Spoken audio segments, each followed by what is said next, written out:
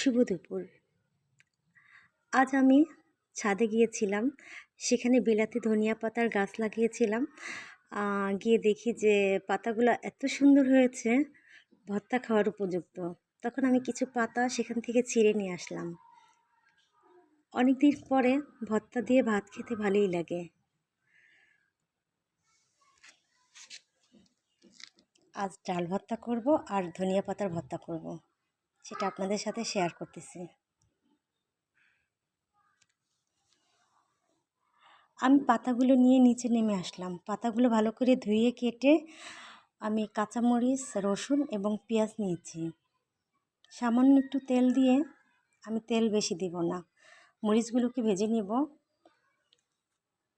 তারপর রসুনগুলোকে ভাজবো। পেঁয়াজ এবং ধনিয়া পাতাগুলো হালকা ভেজে নিব যেন সবুজ রঙটা থেকে যায়।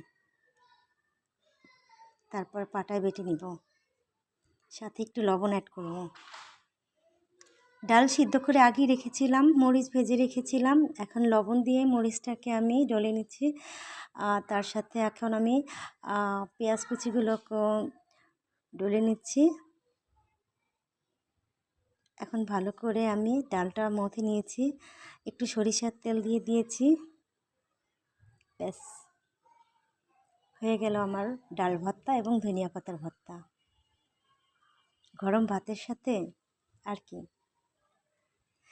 এতক্ষণ যারা সাথে ছিলেন সবাইকে ধন্যবাদ। আল্লাহ হাফেজ।